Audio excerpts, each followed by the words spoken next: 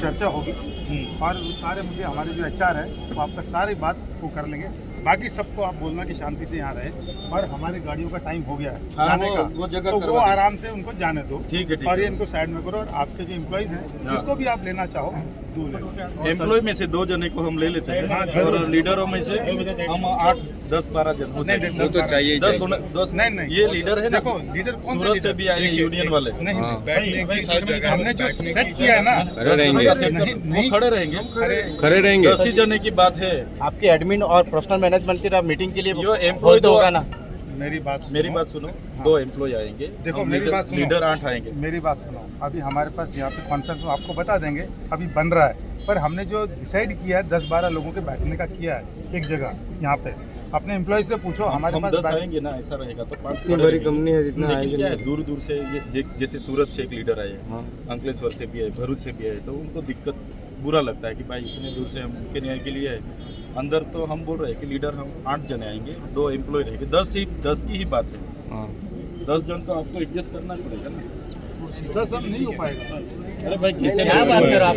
सुनो, आप चलना मेरे साथ, आप खुद बोलना अगर आपको उचित नहीं ऐसी नहीं है। चलो, हो जाएगा भाई, इतना बड़ा कंपनी है, इतना नहीं हो गया। तो कोई बात नहीं, अगर उनके भी सम्मान की बात है। सुनो, उनको अगर कुछ नहीं मिल पाया तो बुरा नहीं नहीं, मानना। कोई बात कोई बात आइए, वो लीडर है, उनका भी सम्मान की बात है, इसलिए जरूर आप जो है 8 आइए, मैं उनको बोल देता हूँ। बोल के 10 लोग એમ્પ્લોયમાંથી 2 આગેવાનો હાર્દિકભાઈ એમની ટીમ અને અમે દરેક તાલુકામાંથી એક આગેવાન ત્યાં લાંબી ચર્ચા થઈ મુદ્દાનું 1 બાય 1 વિગતે અને લાંબી ચર્ચાઓ કરી છે એટલે જે અંદરની ચર્ચાઓ થઈ છે એ તમારી વચ્ચે અમે મૂકીએ છીએ મેનેજમેન્ટ દ્વારા પોઝિટિવ રીતે આપણને સાંભળ્યા છે એક મુદ્દા પર એમણે જવાબો પણ આપ્યા છે અને એમનાથી જેટલું થઈ શકે એ એમના મર્યાદામાં રહીને એમણે આપણને જાણ પણ કરી છે કે ભાઈ અમારી મર્યાદા આટલી છે, આટલે સુધી અમે કરવા માંગીએ છીએ અને એમણે છેલ્લે આપણને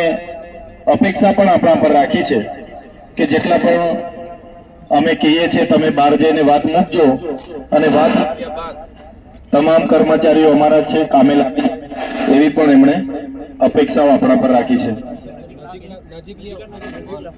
તો પહેલા જે તમારો પ્રશ્ન હતો ટ્રાન્સપોર્ટેશનનો, કહેવાનું તમારું હતું આપણે હાર્દિકભાઈએ જે પ્રકારે મને રજૂઆત કરી હતી કે ભાઈ કોઈ કોસંબાથી આવે છે એના પણ 1500 કપાય છે, કોઈ ઝંખવાડથી આવે છે એના પણ 1500 કપાય છે, ત્યારે કોણ ક્યાંથી આવે છે એ પ્રકારે એ નક્કી કરશે એ લોકો કે ભાઈ ઝંખવાડના કેટલા છે, કામરેજના કેટલા છે, ને એના કિલોમીટર પ્રમાણે આવનારા દિવસોમાં વિભાગો પાડવામાં આવશે કે ભાઈ 10 કિલોમીટર છે, 20 કિલોમીટર છે, 30 કિલોમીટરના છે ને એ પ્રકારે તમારા પર ભાડું લેશે એ લોકો।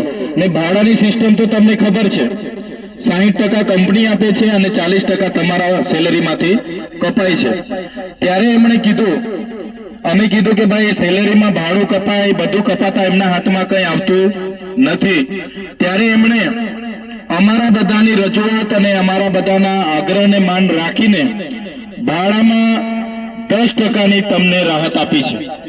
માનો કે કોઈનો 1000 રૂપિયા ભાડું કપાતું હશે તો એમાં 900 જ રૂપિયા 10% રાહત એટલે કે વાર્ષિક 900 જ રૂપિયા ભાડું કપાય એવી એમને એક રાહત આપી છે।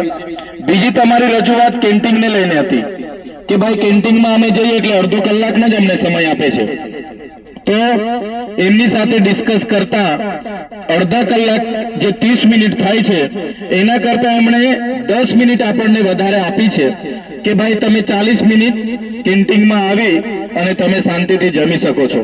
એમાં જ કેન્ટીનની તમારી બીજી રજૂઆત હતી કે ભાઈ પામ ભાજી છે, આ છે, તે છે, ચીલા ચાલુ વસ્તુ અમને પીરસવામાં આવે છે, મેનુ પ્રમાણે અમને મળતું નથી।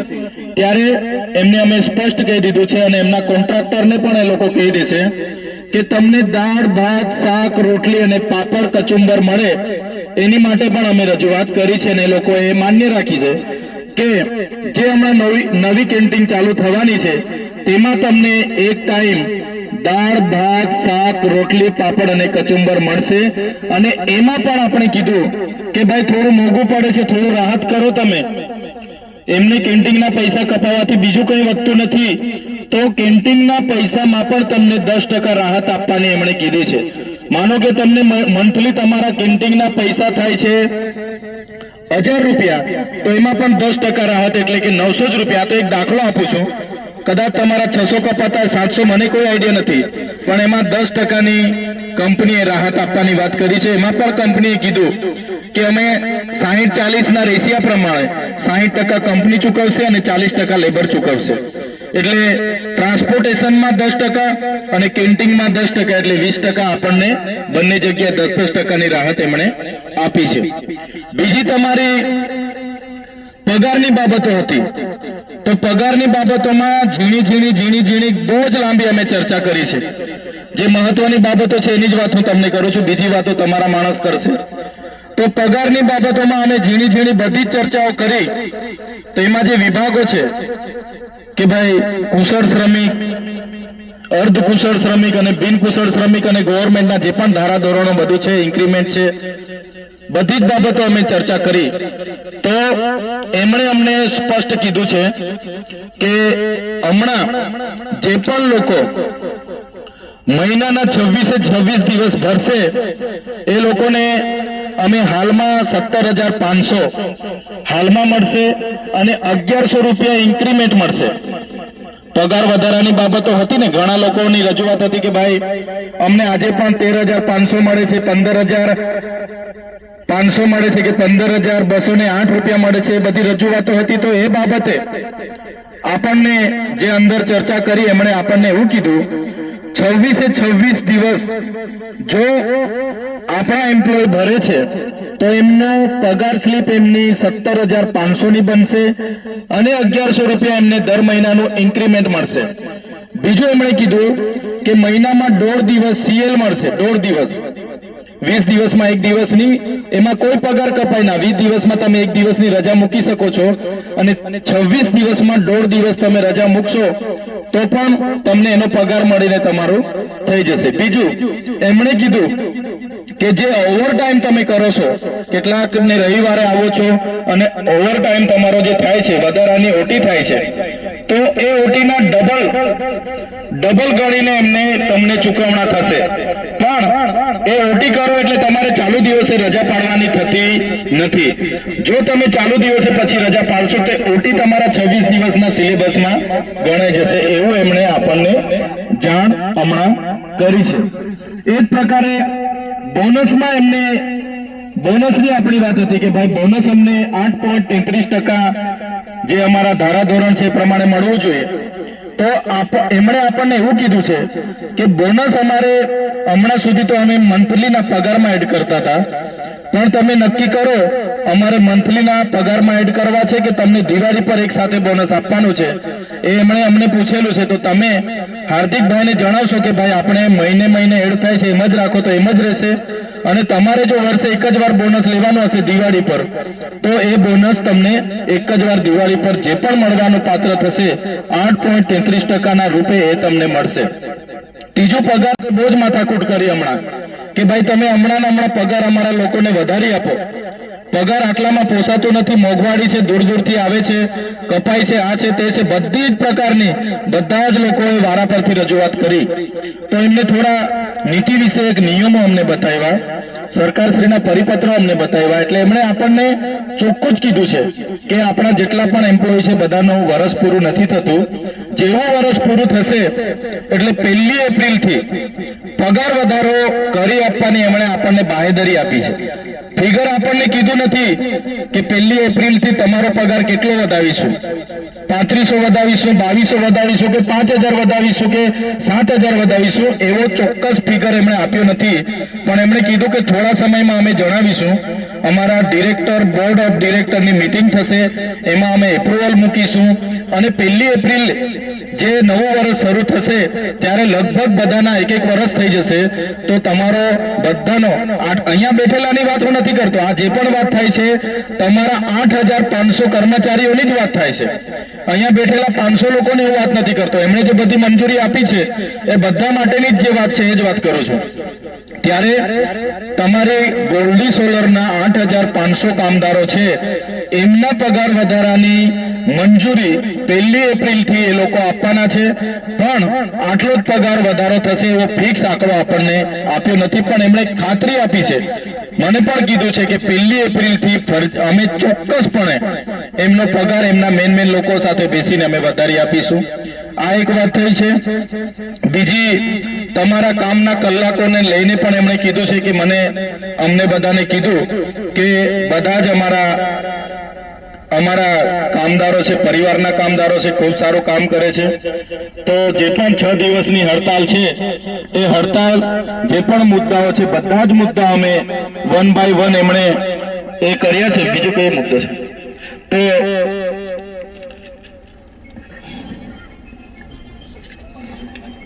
પ્રોવિઝન રેગ્યુલર તમારા એકાઉન્ટમાં જમા થઈ ગયેલું છે. હમણાં એમણે અમને સ્લીપો સાથે બતાવ્યું છે. કોઈનું પણ પ્રોવિઝન ફંડ પેન્ડિંગ નથી.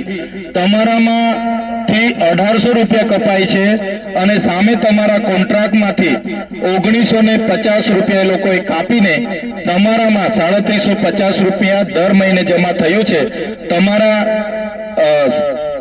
તમારું જે સ્ટેટમેન્ટ કઢાવો છો એમાં દેખાતું નથી, પણ એ લોકો પણ એ જે પ્રોવિઝન ફંડ જમા થાય છે ને એની સ્લીપો તમને આપવાના છે. એ પણ એમણે કીધું કે જેવી અમારી પાસે સ્લીપો હશે, જેટલા પણ લોકોની જોઈતી હશે તો અમે એ સ્લીપો અવેલેબલ કરીશું. એટલે પ્રોવિઝન ફંડ તમે જે રજૂઆત હતી કે અમારું જમા થાય છે પણ સામેવાળાનું થતું નથી, તો એનું સોલ્યુશન આવી ગયું છે. પ્રોવિઝન ફંડ તમારા 1800 અને સામેવાળાના 1950 કોન્ટ્રાક્ટરના એ જમા થાય છે. બીજું કે અમે કીધું કે ભાઈ વચ્ચે કોન્ટ્રાક્ટને શું કરવા રાખો છો? તમે ડાયરેક્ટ કંપનીના એમ્પ્લોય બનાવી દો. આ બધાને 8500 જેટલા પણ કર્મચારીઓ છે બધાને તમે ડાયરેક્ટ કંપનીના એમ્પ્લોય બનાવી દો. તો એમણે અમને એવું કીધું છે એકી સાથે 8500 ને અમારાથી નહીં બનાવી શકાય. કંપની આ વર્ષથી ચાલુ થઈ છે, ધીરે ધીરે ગ્રોથ કરે છે, ત્યારે એક વખતે 100 જણ, બીજી વખતે બીજા 100, 300, 400 એમ કરીને જે લોકોની હાજરી વધારે હશે, જે લોકો કાયમી હાજરી છે, જેનું પ્રોડક્શન પણ વધારે હશે, તો એ પ્રમાણે અમે ધીરે ધીરે બધાને કરીશું. એમણે હમણાં અમને એવું જણાવ્યું કે 91 જણને, એમાંથી 91 જણને અમે કંપનીના એમ્પ્લોયમાં લઈ લીધા છે અને ધીરે ધીરે 100, 200, 300, 400 એમ કરીને બધાને અમે કરીશું. ને 1 વર્ષ પૂરું થશે તો જેમ બને મોટી સંખ્યાને અમે કંપનીના એમ્પ્લોય તરીકે લઈ લઈશું, એવી એમણે અમને જાણ કરી છે. બીજું, તમારો મુદ્દો હતો કે 85% સ્થાનિક એમ્પ્લોય હોવા જોઈએ. તો એમણે અમને બધી જ વાતો કરી. એમણે કીધું કે 85%ના રેશિયા કરતા પણ અમે વધારે છે, આપણા સ્થાનિક લોકો આપણે ત્યાં વધારે છે એવું અમને કીધું હમણાં. એટલે એ પણ પ્રશ્ન આપણો સોલ્વ થઈ જાય છે. તમે મહિનામાં 2 રજા વિના પગારની વાત કરતા હતા, એમાં 1.5 રજા એમને સરકારના ધારાધોરણ પ્રમાણે કીધા છે. તો આ પ્રકારની ત્યાં મેનેજમેન્ટ સાથે ચર્ચા થઈ છે.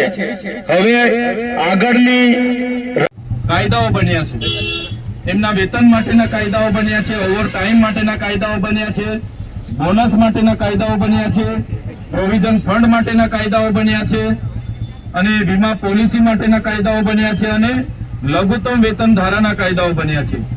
ત્યારે તમારી માંગણીઓ મેં જોઈ, તમારી માંગણીઓ વ્યાજબી છે. અને જે પ્રકારે આજે જે ગોલ્ડી સોલરમાં તમે કામ કરો છો અને તમારી સાથે જે અસમાનતાનો ભેદભાવ થાય છે, અસમાનતા થાય છે, ત્યારે એની રજૂઆત કરવા માટે આપણે આવ્યા છે. એટલે રજૂઆત કરવા માટે આપણે બધા જઈશું, ગેટ પર જઈશું, એમના જે મેનેજમેન્ટ છે એ મેનેજમેન્ટને બોલાવીશું અને બધા સાથે રહીને તમારી જે માંગણીઓ છે તમે બધા શાંતિથી સાંભળજો. અમે 1 by 1 બધી જ ચર્ચા કરીશું. તમને ખબર છે કે જે એક્ટ બન્યા 1947 નો આપણો ઇન્ડસ્ટ્રીયલ ડિસ્ટ્રીબ્યુટરનો એક્ટ બન્યો, આપણે લઘુત્તમ વેતન ધારાનો એક્ટ 1948 માં બન્યો, એ જ પ્રકારે આપણે પ્રોવિઝન ફંડનો એક્ટ 1952 માં બન્યો, એ જ પ્રકારે આપણે બોનસ ની રકમ પગાર પર બોનસ મળવું જોઈએ એનો એક્ટ 1965 માં બન્યો, એ જ પ્રકારે 1970 માં કોન્ટ્રાક્ટ અને મજૂરની નિયમન અને નાબૂદી માટેનો એક્ટ બન્યો. ગુજરાતમાં 1972 માં મજૂરો અને કોન્ટ્રાક્ટરોના નવા નિયમો બન્યા. એ જ પ્રકારે 24 એપ્રિલ 2023 ના રોજ શ્રમ આયોગની કચેરી દ્વારા લઘુત્તમ વેતન ધારાની દરેક ગાઈડલાઈનો બની એ પ્રમાણે બધાને લઘુત્તમ વેતન ધારો મળવો જોઈએ. અને સાથે સાથે તમે જાણો છો હમણાં જ ટૂંક સમયમાં 30/9/2025 ના રોજ ગુજરાત સરકારે શ્રમ આયુક્તની કચેરીએ નવો પરિપત્ર બહાર પાડીને નવા ભાવ નવી નીતિઓ બહાર પાડીને મજદૂરોના ન્યાયની વાત એમણે જ્યારે મૂકી છે, પણ આજે અમલવારી નથી થતી. સાથે સાથે એમણે અનુસૂચિત 6 માં આવતા અનુસૂચિત 4 માં આવતા લેબરો માટે જેમને આપણે કુશળ બિનકુશળ અર્ધકુશળ ની વ્યાખ્યા આપીએ છીએ એમના માટે પણ જે નિર્વાહ ભત્તાની વાત છે એ પણ આજ દિન સુધી આપણને કોઈ મળતું નથી. સાથે સાથે વીમા પોલિસીની બાબતો હોય, વળતરની બાબતો હોય, ગ્રેજ્યુટી 15 દિવસની મળવી જોઈએ તેની બાબતો હોય, મહિનાના 26 દિવસે કામ કરવાનું હોય છે, 8 કલાકથી પણ વધારે કામ કરે અને એનો ઓવર ટાઈમની બાબતો હોય, તો તમામ બાબતોનો આજે આપણે એમની સાથે ડિસ્કસ કરીશું, એક એક મુદ્દાની વાત કરીશું અને તમને ન્યાય મળે એ હેતુસર જ અમે બધા અહીંયા ઉપસ્થિત થયા છે. અને અમારું કામ અમારી તમામ ટીમ અહીંયા ઉપસ્થિત છે, તો તમને ન્યાય અપાવીને જ અમે જઈશું. અને જે પણ ત્યાં ચર્ચા થશે મેનેજમેન્ટ સાથે જે પણ ચર્ચા થશે એની સાથે તમારા આગેવાનો પણ અમારી સાથે રહેશે, એની પણ ચર્ચા કરીશું. આગળ પણ તમે મળ્યા છો, તમને એમને બાંહેધરી આપી અને એમણે નથી મંજૂર કર્યું ત્યારે જ આજે ફરી આપણે આવવું પડ્યું છે. અને હું તો તમને એટલી સુધી બાંહેધરી અને ખાતરી આપું છું, અમે બધી જ તૈયારીઓ સાથે આવ્યા છે. કંપનીમાં અમને અઠવાડિયાના ગેટ પર બેસવું પડે છે, અઠવાડિયાના કપડા લઈને જ અમે આવ્યા છે. એટલે કોઈ ચિંતા કરવાની જરૂર નથી. આપણા જે અધિકારની વાત છે, જે ગુજરાત સરકારે મોટી મોટી જાહેરાતો કરી કે મજદૂરોને આટલો ન્યાય મળવો જોઈએ, આટલા વર્ષ કામ કરે એમને કાયમી કરવા જોઈએ, 85% સ્થાનિકોને કાયમી રોજગાર મળવો જોઈએ, જે સંવિધાનમાં પ્રાવધાન છે, સરકારે નીતિ નિયમો બનાવ્યા છે, એ પ્રમાણે જ આપણે વાત કરવાના છે અને એ પ્રમાણે જ તમને ન્યાય અપાવવાના છે. ત્યારે મારી સાથે તમામ આગેવાનો અહીંયા ઉપસ્થિત થયા છે. પિયુષભાઈ પટેલ છે, તેજસભાઈ પટેલ છે, સ્નેહલભાઈ વસાવા છે, શિરીષભાઈ ચૌધરી છે, રજનીભાઈ વસાવા છે, સંદીપભાઈ વસાવા છે, આપણા માંગરોળના તમામ આગેવાનો છે, કિરણભાઈ છે, સંજયભાઈ છે, અનંતભાઈ છે, રણજીતભાઈ છે, બધા જ આગેવાનોનો અમારો ધ્યેય એ જ છે કે તમને ન્યાય મળે. અમારા અંકલેશ્વરના સંગઠનના પ્રમુખ પણ નીતિનભાઈ એમની ટીમ સાથે તમારા ન્યાય માટે આવેલા છે. તો અમારો બધાનો હેતુ તમને બધાને ન્યાય મળે એનો છે. તમને ન્યાય આપવા માટેની મેનેજમેન્ટ સહમતિ આપી દેશે તો આપણું આંદોલન આપણે સમેટી લઈશું. અગર મેનેજમેન્ટ સહમતિ નથી આપતું અને આપણી સાથે યોગ્ય જવાબ યોગ્ય રીતે વાત નથી કરતું તો અમે પણ તમારી સાથે જ ધરણા પર બેસવાના છે. એટલે એમાં કોઈ ચિંતા સાથીઓ, આપણે બધા શિસ્તમાં માનનારા લોકો છે, તો શિસ્તની પદ્ધતિસર જ આપણે ત્યાં જઈશું. કોઈએ પણ ધક્કામુક્કી કે કોઈએ પણ બીજી વાતો શોર શરાબા હો હા કોઈ કરવાનું નથી. અધિકારીઓ છે હમણાં ગેટ પર આવ્યા, પોલીસ અધિકારીઓની ઉપસ્થિતિમાં અમારી સાથે બધી મુદ્દાઓની અમે વિગતવાર ચર્ચા કરી છે. પણ એમણે આગ્રહ રાખ્યો છે કે તમે એમ્પ્લોયમાંથી 2 લોકો અને આગેવાનો 8 લોકો અમારી સાથે આવો. આપણે નીતિ વિષયક બાબતો છે, ટેકનિકલી બાબતો છે, એટલે થોડું બેસીને વ્યવસ્થિત ચર્ચા કરીએ. અમે બધી જ વાતો કરી છે એમણે, અને એ લોકો સકારાત્મક રીતે પોઝિટિવ રીતે એમણે લીધું છે અને સહકાર આપવાની એમણે આપણને કીધું છે કે અમારા તરફથી તમને સહકાર છે. ને અમને અંદર બોલાવે છે તો ડેડિયાપાડાથી એક આગેવાન તરીકે હું જામ છું, નેત્રંગના એક આગેવાન છે, વાલિયાના એક આગેવાન છે, માંડવીના એક આગેવાન છે, ઝઘડિયાના એક આગેવાન છે, અંકલેશ્વરના એક આગેવાન, ભરૂચના એક આગેવાન અને કોસંબાના 2 અને માંગરોળના એક આગેવાન, એમ કરીને અમે 10 લોકો અંદર જઈએ છીએ તમારા વતી. તમારા 2 એમ્પ્લોય પણ અમારી સાથે છે. તો 1 બાય 1 અમે ત્યાં ચર્ચા કરીશું અને તંદુરસ્ત ચર્ચા કરીશું. જે પણ ચર્ચા થશે એ મેનેજમેન્ટ, પોલીસ અધિકારીઓ અને અમારી બધાની ઉપસ્થિતિમાં થશે. એટલે તમારે કોઈ ચિંતા કરવાની જરૂર નથી. તમે અમારા પર વિશ્વાસ મૂક્યો છે, અમને આગેવાન તરીકે બોલાવ્યા છે, એટલે તમારે પણ સહકાર આપવો પડશે. એ લોકોએ આપણને સહકાર આપવાની વાત કરી છે, આપણે પણ એમને સહકાર આપવો પડશે. એટલે મેં વધારે વિનંતી નથી કરતો, પણ અહીંયા આપણે એક રસ્તો ખુલ્લો રાખીશું. જે પણ હમણાં રજા થશે, છુટ્ટી થશે અને જે લોકો ઘરે જવા માટે નીકળશે એમને કોઈ પણ જાતની પરેશાની ના થાય, કોઈ પણ જાતનું ડિસ્ટર્બન્સ ના થાય, એની તકેદારી તમારે બધાએ લેવી પડશે. ને બીજું, અહીંયા જેટલા પણ આગેવાનો ઉપસ્થિત છે એમને મારી વિનંતી છે કે આગેવાન તરીકે બધી શાંતિ જળવાય, કોઈ શો શરાબો ના થાય, હોહા ના થાય અને ખોટી ટીકા ટિપ્પણીઓ ના થાય અને વ્યવસ્થા જળવાય એ માટે આગેવાનો પણ ધ્યાન રાખજો. અને કોઈ પણ વ્યક્તિએ કોઈ પણ લોકવાયકામાં કે બીજાની વાતમાં આવીને ઉશ્કેરાઈને કોઈ અવ્યવસ્થા ન સર્જાય એવું કોઈ પણ પગલું નથી ભરવાનું. કોઈ અવ્યવસ્થા સર્જાય એવું આપણે પગલું નથી ભરવાનું.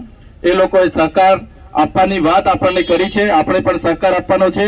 તો અહીંથી આપણે જેટલા પણ યુવાનો આગેવાનો બેઠા છે, આ ગાડીઓ નીકળશે માટે બહુ જ માથાકૂટ કરી હમણાં કે ભાઈ તમે હમણાં પગાર અમારા લોકોને વધારી આપો. પગાર આટલામાં પોસાતો નથી, મોંઘવારી છે, દૂર દૂરથી આવે છે, કપાઈ છે, આ છે, તે છે, બધી જ પ્રકારની બધા જ લોકોએ વારા પરથી રજૂઆત કરી. તો એમને થોડા નીતિ વિશે એક નિયમો અમને બતાવ્યા, સરકારશ્રીના પરિપત્રો અમને બતાવ્યા. એટલે એમણે આપણને ચોખ્ખું જ કીધું છે કે આપણા જેટલા પણ એમ્પ્લોય છે બધાનું વર્ષ પૂરું નથી થતું.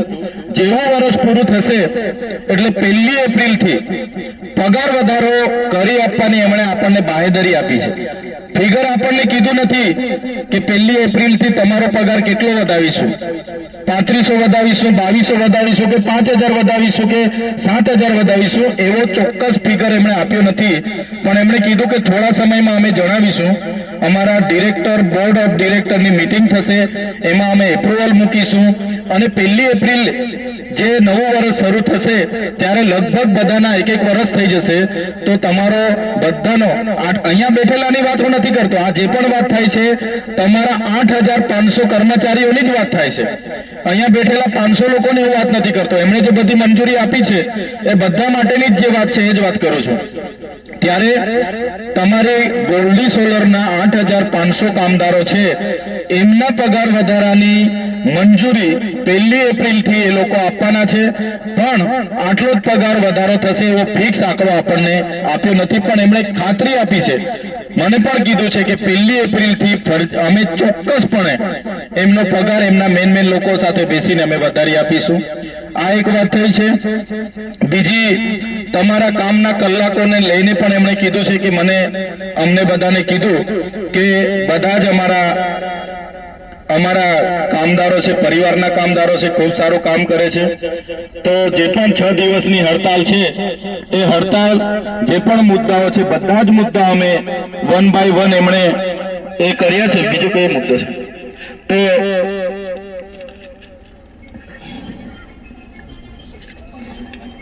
પ્રોવિઝન રેગ્યુલર તમારા એકાઉન્ટમાં જમા થઈ ગયેલું છે. હમણાં એમણે અમને સ્લીપો સાથે બતાવ્યું છે. કોઈનું પણ પ્રોવિઝન ફંડ પેન્ડિંગ નથી. તમારામાંથી 1800 રૂપિયા કપાય છે અને સામે તમારા કોન્ટ્રાક્ટમાંથી 1950 રૂપિયા એ લોકોએ કાપીને તમારામાં 3750 રૂપિયા દર મહિને જમા થયું છે. તમારું જે સ્ટેટમેન્ટ કઢાવો છો એમાં દેખાતું નથી, પણ એ લોકો પણ એ જે પ્રોવિઝન ફંડ જમા થાય છે ને એની સ્લીપો તમને આપવાના છે. એ પણ એમણે કીધું કે જેવી અમારી પાસે સ્લીપો હશે, જેટલા પણ લોકોની જોઈતી હશે તો અમે એ સ્લીપો અવેલેબલ કરીશું. એટલે પ્રોવિઝન ફંડ તમે જે રજૂઆત હતી કે અમારું જમા થાય છે પણ સામેવાળાનું થતું નથી, તો એનું સોલ્યુશન આવી ગયું છે. પ્રોવિઝન ફંડ તમારા 1800 અને સામેવાળાના 1950 કોન્ટ્રાક્ટરના એ જમા થાય છે. બીજું કે અમે કીધું કે ભાઈ વચ્ચે કોન્ટ્રાક્ટને શું કરવા રાખો છો? તમે ડાયરેક્ટ કંપનીના એમ્પ્લોય બનાવી દો. આ બધાને 8500 જેટલા પણ કર્મચારીઓ છે બધાને તમે ડાયરેક્ટ કંપનીના એમ્પ્લોય બનાવી દો. તો એમણે અમને એવું કીધું છે એકી સાથે 8500 ને અમારાથી નહીં બનાવી શકાય. કંપની આ વર્ષથી ચાલુ થઈ છે, ધીરે ધીરે ગ્રોથ કરે છે.